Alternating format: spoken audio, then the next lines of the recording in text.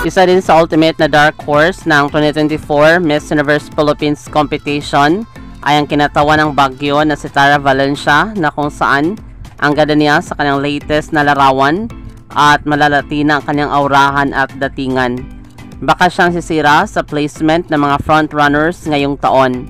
Matatandaan na maganda ang naging placement ng Baguio noong Miss Universe Philippines 2023 competition. Ano kayang maging placement ni Tara Valencia ngayong taon?